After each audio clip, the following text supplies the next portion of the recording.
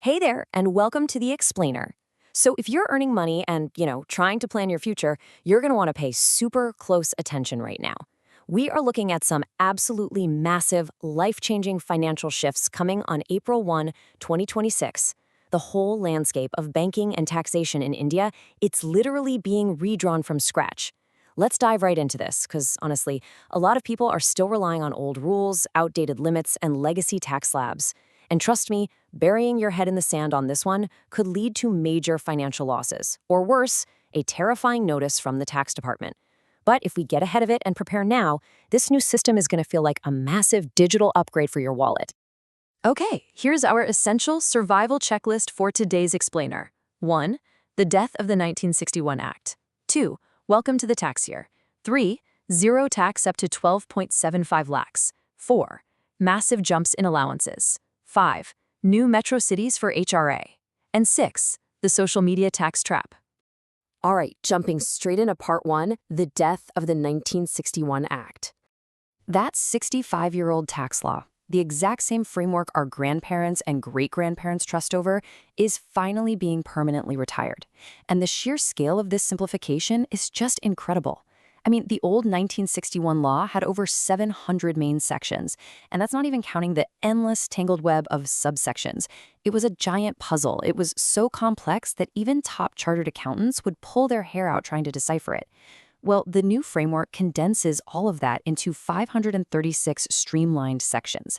The logic here is incredibly straightforward. Simpler language directly leads to fewer misinterpretations, way fewer legal loopholes, and ultimately far fewer battles in court. Now, 536 sections might still sound like a lot to us regular taxpayers, but it is a massive leap in the right direction. Moving right along to Section 2, welcome to the tax year. For decades, we've all had to juggle this maddening double-date nightmare, right? You had the previous year, where you actually earned your money, versus the assessment year, where the government actually counted and taxed it. It was so confusing.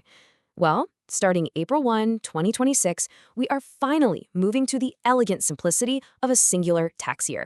If you earn money between April 1, 2026 and March 31, 2027, it's just called Tax Year 2026-2027. That's it.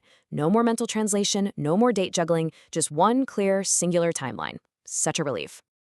Okay, Section 3. This is a big one, folks. Zero tax up to 12.75 lakhs. Under the beautifully simplified, revised slabs for 2026-2027, the math is super clean. If your income is between 0 and 4 lakhs, your tax is nil. From 4 to 8 lakhs, it's just a 5% rate. 8 to 12 lakhs is 10%. 12 to 16 is 15%, 16 to 20 is 20%, 20 to 24 is 25%, and anything above 24 lakhs hits the maximum 30% slap. It's clean, it's progressive, and it just scales so logically. So how does this practically affect your take-home pay? Let me break down the exact math for you step by step, because there's been a ton of confusion around whether the tax-free limit is 12 lakhs or 12.75 lakhs. Let's say your income is exactly 12.75 lakhs. First, you immediately subtract your standard deduction of 75,000 rupees. That brings your taxable income down to exactly 12 lakhs. Then, under the new rules, if your taxable income is up to 12 lakhs, you get a full 60,000 rupee rebate under Section 87A. The result? Absolutely zero tax. I mean, if your salary falls in that 12 to 13 lakh range, this is an absolutely massive relief for your bank account. All right, let's look at Section 4, massive jumps in allowances.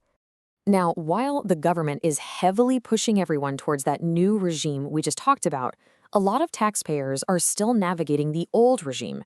If that's you, prepare for some shocking upgrades to standard allowances that haven't been touched in literally 2 or 3 decades. Under the old regime, the children's education allowance was a laughable 100 rupees per month.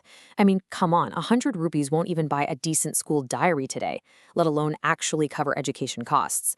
But now, the government has drastically hiked this to 3,000 rupees per month per child. When you actually do the math and allow this for up to 2 children, that results in a highly tangible, real-world yearly deduction of 36,000 rupees. For salaried parents still utilizing the old regime, this is fantastic news. It provides immediate, substantial financial relief that actually makes a dent. And the relief doesn't stop there. Let's look at the hostel allowance. Previously, parents paying for their child's boarding were handed a measly 300 rupees per month deduction. That has now been upgraded to a colossal 9,000 rupees per month, per child. The financial relief here is incredibly clear, and it finally reflects the modern reality of what it actually costs to raise and educate kids. Which brings us to Section 5, New Metro Cities for HRA. This one is an absolute game changer if you work in one of India's booming IT and business hubs. For the longest time, if you wanted to claim the maximum 50% house rent allowance deduction, you had to live in one of the 4 legacy metros, Delhi, Mumbai, Kolkata, or Chennai. If you lived literally anywhere else, you were capped at 40%. But starting April 1, 2026, 4 new economic powerhouses are officially joining the 50% HRA club for tax purposes. Bengaluru, Pune, Hyderabad, and Ahmedabad have been crowned official tax metros. So if you rent in these cities, congratulations, you just unlocked a significantly larger tax shield. Oh, and just to sprinkle in a rapid-fire round of good news, some of those everyday workplace perks got a much-needed boost, too. The tax-free limit for office meals, like those Sodexo vouchers, has jumped from 50 rupees to 200 rupees per meal. And those Diwali or birthday gifts you get from your employer, that tax-free threshold has completely tripled, from 5,000 rupees to 15,000 rupees a year. Okay, finally, Section 6, the social media tax trap. Take a deep breath here, because we are drastically shifting gears. We are stepping into an era of radical digital surveillance. Ask yourself honestly right now, is your vacation photo a tax trap? Do you realize that the tax man is now actively scrolling through your Instagram flexes? Because starting in 2026, the authorities have been granted the power to scan not just your bank statements, but your public social media profiles. Welcome to the gripping new reality of lifestyle matching. The Income Tax Department is utilizing highly advanced verification software.